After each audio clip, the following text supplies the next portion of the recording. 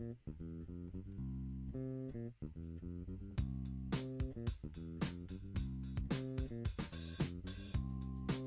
there, welcome to the Accidental Pop Star here on YouTube. My name is Ali Beg, a former member of 1990s boy band Bad Boys Inc. If you're watching for the very first time, the idea behind this channel is to speak to pop stars, both past and present, and see if we can find common ground with our own stories, which I hope will make for an interesting watch. Now this is part 2 of a 2-part special with Andrez Harriott, who is a member of 90s R&B boy band Damage. In the first part, which you can find on the channel, just navigate your way there, we spoke about how the boys came to be, their rise to fame, and when they first started to have hit records. For part 2, we've concentrated more on the fame side of things, the business side of the band, and why the boys first decided to split up, and more importantly, what Andrez does now. So I really hope you enjoy the watch. Welcome to the Accidental Pop Star, Andrez Harriott from Damage. Andrez, I want to pick up on a key word that you mentioned there. You said humble. Yeah. I think that's what actually put us in good stead going forward as a band, because we were determined to stay humble, keep our feet on the ground, never get above our station, and always remember our manners. And I think because we weren't getting chart success, people continued to support us because they liked us as people. Yeah. You know, I think it's a key word. And you know, I'm sure you did the same. We met a lot of people. I thought, my God, just behave yourself. Yeah, of course. You know, did you actually speak amongst yourselves about, don't forget to say thank you, don't forget your pleases, and just remember your place? Did you ever sort of discuss that amongst the group? Yeah, I don't think we sat down and specifically said, look, this is how we carry ourselves, but we all came from good homes. We came from spaces where we understood about having manners. And as I said earlier in the first part, our family members are very well known in their areas, whether it's Northwest London, Southeast London, East London. So there's a lot of stuff we just couldn't get away with because people would take it back to our parents. So we managed ourselves in a specific way. But did we recognize that having humility and saying please and thank yous would open up more doors? Yeah, I think we recognized that. And I think people, just respect for people. You know, I was always somebody personally that showed the same respect to the cleaner in the record company as I did to the record company boss, right? Exactly. And I was sometimes more fascinated by the people in different departments in the label rather than the record label boss. I wanted to know how they got to that stage. I wanted to know what they studied. I wanted to know how they thought. Like if it's a marketing meeting, I wanted to understand how you can come up with these concepts. If we were having a photo shoot, I wanted to hear from the photographer. I was always interested in those things. And yeah, we recognized very early that saying please and thank you, as we were taught, it was the right way to do things. I'm not saying that we got it right all the time. You know, I don't want to paint us as a, you know, we had our moment, but you know, probably 95% of the time we were very decent guys as kids. See, again, that's very interesting what you talked about showing a keen interest. Did you show an interest in the business side of the band? So I did very young. And I think the guys can attest to that, really. I think myself and maybe Russ may have shown a little bit more interest when we were younger. Me specifically, I remember getting contracts, Ali, and not understanding the words, but taking out a dictionary and reading through and translating specific words. Okay. Or, you know, as I say to people now, we had lawyers and accountants and managers when we were like 13, 14, 15, 16 years old. We had people that worked for us. You know, we didn't explicitly sit down and go, you work for me, but we had tour managers and people. And I would always ask them, you need to explain that sentence to me again. And I remember times the guys would go, oh, but you know, over the years, that just became something that I was known for. I wanted to know more. I wanted to understand why the songwriter got the splits they did and the percentage they got. I wanted to understand, as I said to you, what a tour manager does. And You know, our tour manager famously, he used to have a wallet with all these gold, shiny credit cards. And I always used to say to him, like, what do you use this for? And he used to help me understand. So I put certain parts of the business on this card, and then it means I can pay at a later date. And, you know, I have this card which I can use on the day-to-day transactions. And then the record label will pay me later, but I've put it on. He just helped me to understand these things. So I was very interested in contracts from a young age. I didn't, you know, we didn't always get it right, and it could have been done better. But the interest that I showed at that age, I'm going to speak for myself, has definitely helped me in my later life. Yeah, which we will obviously come on to a little bit later. Can I just go back to the fame side of things? Yeah. Did there ever come a moment, Andre, when it was like a wow moment that you suddenly thought, God, I'm now famous. I am now actually famous. Did you ever have those thoughts in your head? Absolutely. So again, some of you will not, people listening to this will not know the band I'm going to refer to, but I'm going to refer to them. There was an American band called Immature, right? And they were huge in America, and they came to the UK and they performed at a place called the Clapham Grand. Yeah. And we supported them. I think the pinch me moment was when we left that show and our vehicle got surrounded, and the girls were rocking our vehicle left, right, you know, back and forth, back and forth. Security had to come out and help us. We realized at that moment that something was changing. I can recall times where we would go into shops as school would close. So say we were doing a show, or say we were touring, and this famously happened to us in Harlesden in Northwest London, where some of our family are from. We went into this West Indian food shop to get some food, and we timed it wrong. And we got into the food shop just as school was coming out. So about 3:30, 3:45. You got to imagine we're on top of the pops. They surrounded the shop. I think we had to go out the back and get in the vehicle, or I think one of our tour managers had to literally pull us through the crowd and get us into the van. Those were moments where I personally started to know something was changing. People would knock my mum's door and want to speak to me, or we would, you know, we would just have girls would just scream, like they would see us and just scream. And do you remember they used to throw teddies? Teddies was a thing. They would throw teddies on stage, right? Yeah. I think those were the moments when we looked at each other and we thought something's changing. And then we started to have security, not with us all the time, but we would do shows and there would be a security guy or a couple of guys that were there just for us. That's when I think we started to realize stuff was changing. I only remembered this the other night. Somebody posted a photograph of us doing a record signing in HMV on Oxford Street. So it was still from our first single. We had just done Top of the Pops a week before, if I remember correctly. And I've told the story before that the security guard at Elstree Studios refused to let us in because Tony and I drove to the studios in his clapped out Ford Fiesta. And they refused to believe that we were members of a boy band Of course. until the girls swarmed the car, and then he sort of let us in.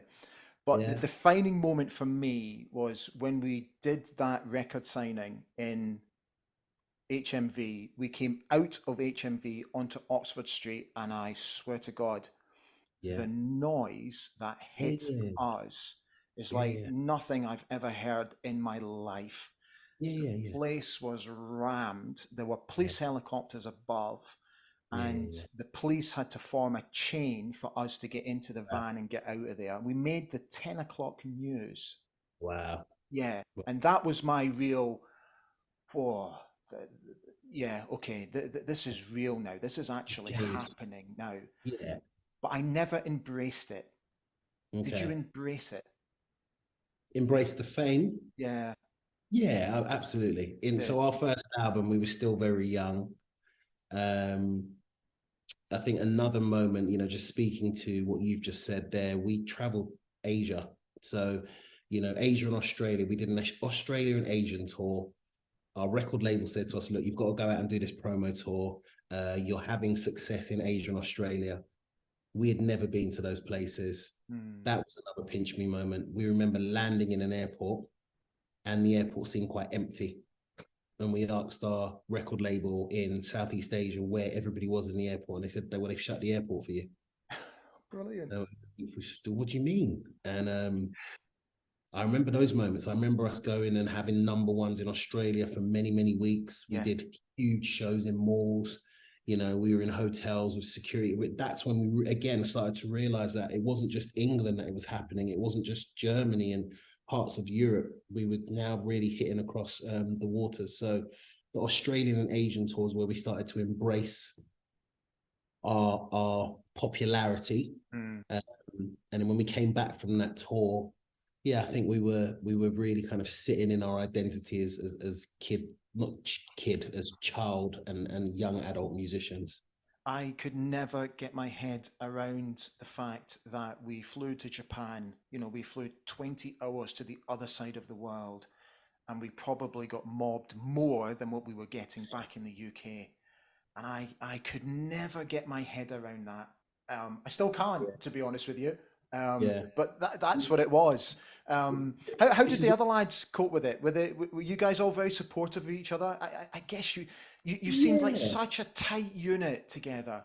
Yeah, look, I mean, this is like pre-social media, right? So when you're Yeah, talking about girls going crazy, the only image they had of us, sorry, it's my email there, the only image they had of us was on their bedroom wall, right? right. Or on the CD in Yeah, their hand, the cassette. So to see you live in the flesh, it triggered them to scream. yeah, But now, obviously, through social media, you can follow somebody on Instagram and follow their day, and you still get excited. But it was not that raw excitement that we had in the '90s, where they yeah. could only get to see if they came to the show. But yeah, I think the five of us embraced it, and again, I'm not going to paint the image that we were, perfect guys. We had moments where we would be out late or we would do crazy stuff, but we were humble, we were decent, we had morals, and we could check each other. So Mm, if we did something that the rest of the band wasn't too happy with, we could check each other on that.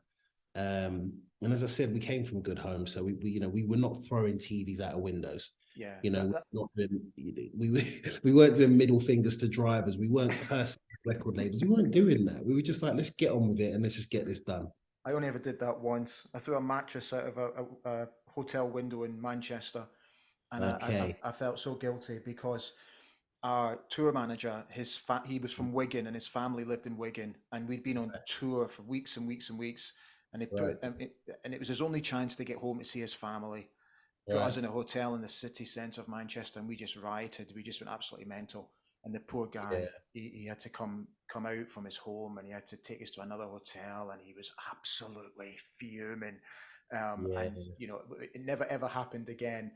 Can I ask you about, obviously, things didn't quite go right with Big Life, sadly. Yes. Of Yeah, so then course. you had to sort of navigate your way to try and find another record deal, but you were doing that when you guys were on tour. Yeah. Yeah, was there an uncertainty about it all?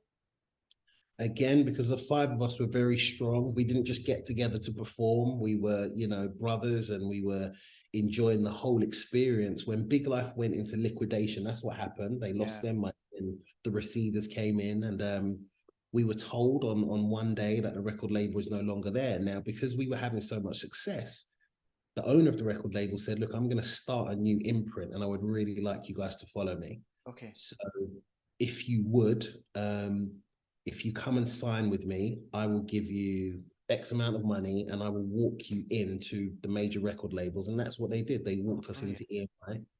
He had his own reputation from the Bros and the Yaz and the Yeah, success with us, etc. yeah, And Lisa Stansfield, I forgot to mention. Jazz Summers was all over that. So he was able to walk us into EMI, Cool Tempo, sign a deal. Now, upon reflection, I think at that time we could have shopped around more.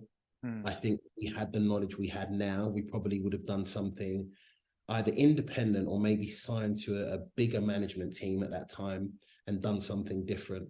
I don't regret it because the managers we had at that time, Steve Marshall, he became our manager, he used to be our NR, and a guy called Matthew Morgan. They helped us to really curate the sound for our next album and really injected into us a level of coolness through the way we appeared, through the way we carried ourselves, and the songs we were singing and writing, and the writers that were writing for us. That again has stood us the test of time. 2023, we can still gig because of that journey we had. mm. After when you sort of got your new deal, Yeah, I worked out it was almost 3 years yeah, between Love Lady and Ghetto Romance. yeah. Were you ever concerned with the gap in time that you might lose momentum? Again, it's such a great question, and we're talking over 20 years ago. So I don't remember feeling concerned. Okay. I remember we were still doing shows. I remember we were still writing. You know, we had money around us at the time. We were going out lots of clubs, and we were in America writing as well songs for the second album. Yeah. So I don't remember there being a concern that the space between Big Life going into liquidation and us signing to Cool Tempo, it wasn't that long. It was a matter of months, right? Okay. I think if I remember, this probably happened in the December, and I know that because when Big Life went into liquidation, some of us were going to go to Thailand on holiday, Hmm. and I remember the money that we took from them at the time to go with them on this new imprint. Some of us used it for our holiday, right? So in December we went away. We did New Year's in Thailand, and then we came back to the UK, and then we pretty much started moving with EMI Cool Tempo, and the lawyers, you know, were negotiating the contracts. There wasn't a long gap. So although it was 3 years between Love Lady and Get a Romance, for us that time was just curating the next album. So it was pretty seamless. Okay. I want to jump forward to the time that you split up. And Yeah. again, it's believe it or not, Andre, it's a recollection that's quite vivid in my memory. Why Okay. did you split up?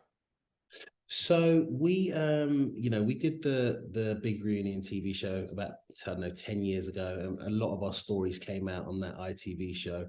I think we had naturally come to the end.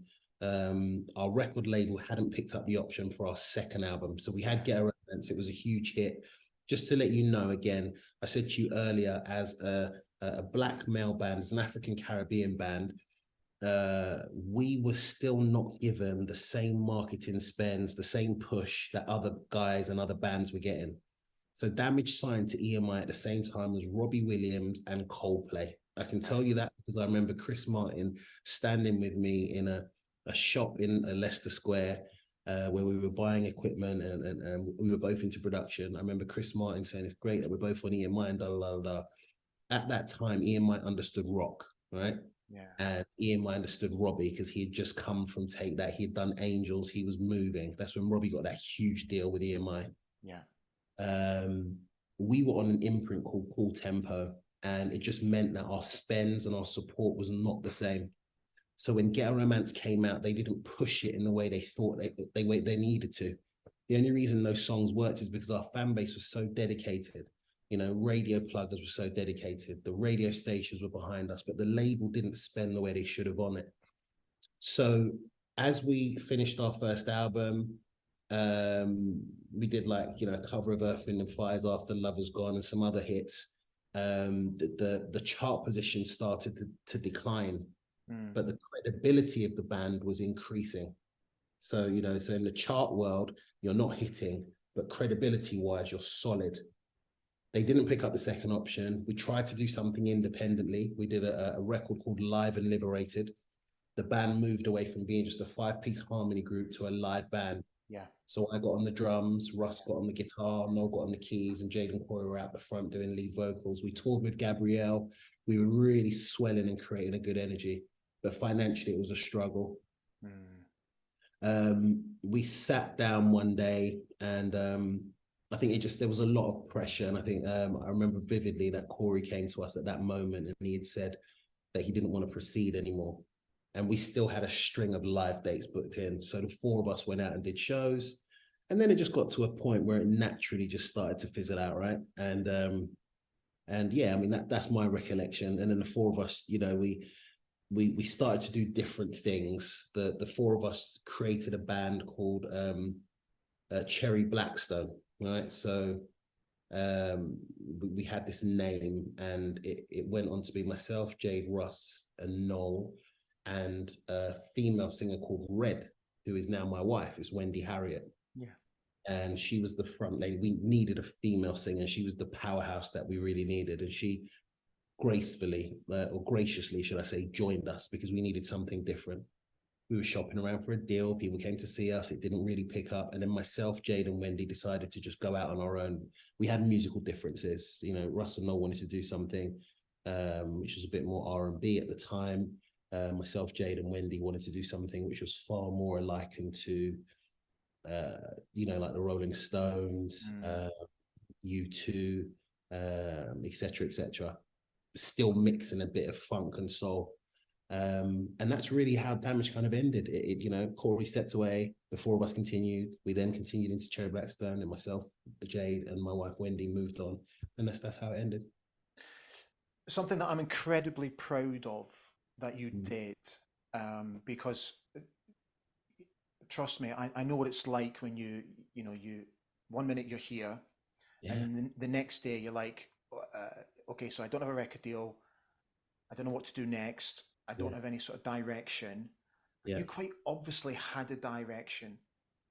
So when you went and did your studies and then put all your effort into setting up your own company and getting these incredible academic qualifications, which then put you in good stead to look after some very vulnerable people, makes me very, very proud of you. So can you please explain to those who might not know what you went and did? So, music, when Damage ended, I was very fortunate that I'd been DJing throughout the period, right? So my dad is a really well-known DJ, and I'd started DJing. Again, I'll pay credit to Steve Marshall, who was our old manager. He had some turntables in his house. He had a load of records. He could see my interest in DJing, and he blessed me and said, take my turntables, take my records, and just enjoy. It was naturally within me. My granddad was a DJ, bless his soul. My dad is a DJ. So I naturally had the gift. Because I'd started that, Ali, I built a career.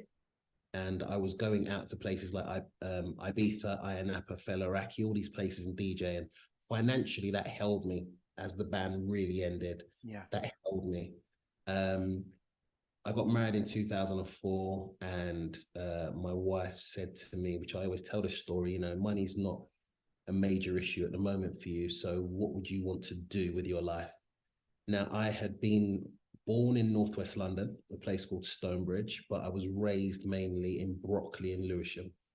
And my friends, Ali, throughout my whole career of music, people I'd gone to primary and secondary school with, had gone one of three ways. They were doing incredibly well, had businesses, had families, had been academic, etc. They unfortunately, another group of them had a symbiotic relationship with the criminal justice system, where they would bounce between custody and the community. And some of the people that I went to school with were no longer alive through various choices, which had led to people taking their lives.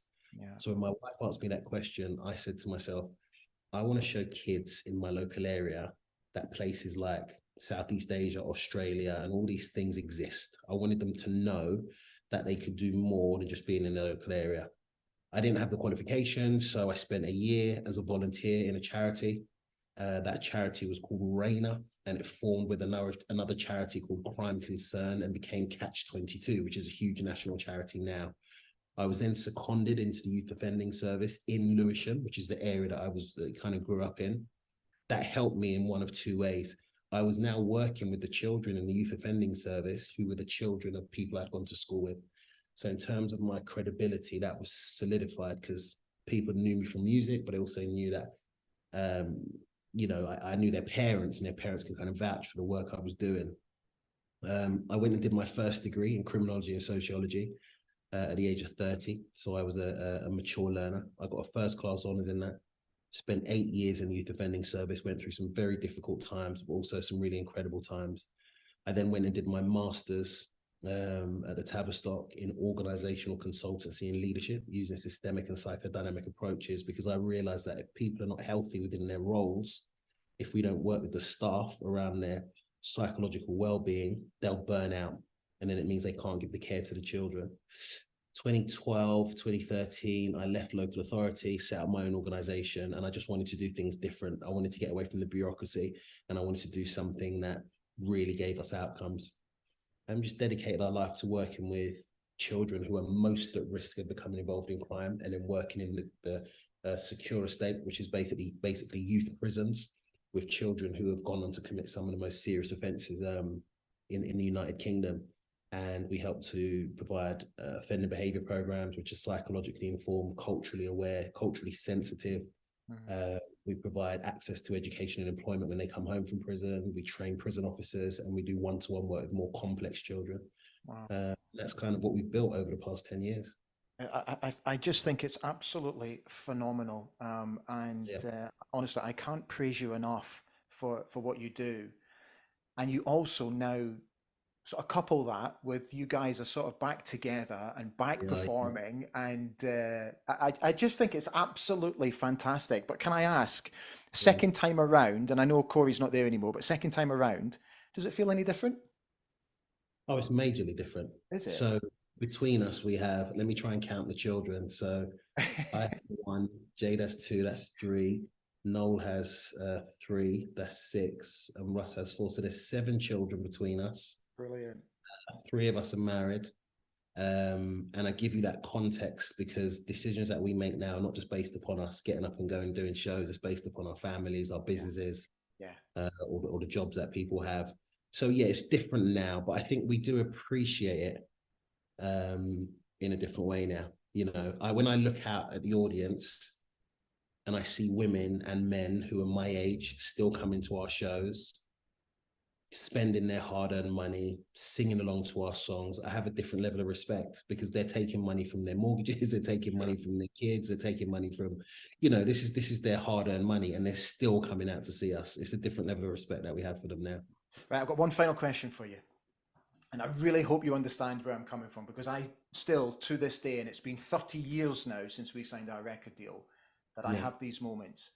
In a yeah. quieter moment when you just might find yourself daydreaming or having a break from the family or whatever, do you ever find yourself in a situation where you think back and you think, wow, I actually did that. I lived that. And I Yeah, actually have to pinch myself to, yeah. to go, bloody hell, I actually did that. I was a pop star. Do you ever have those moments? So I'm gonna hold a word that you just said. See, I never believed that I was a pop star, and this is not to be egotistical. We Okay. still are. We Okay. still are.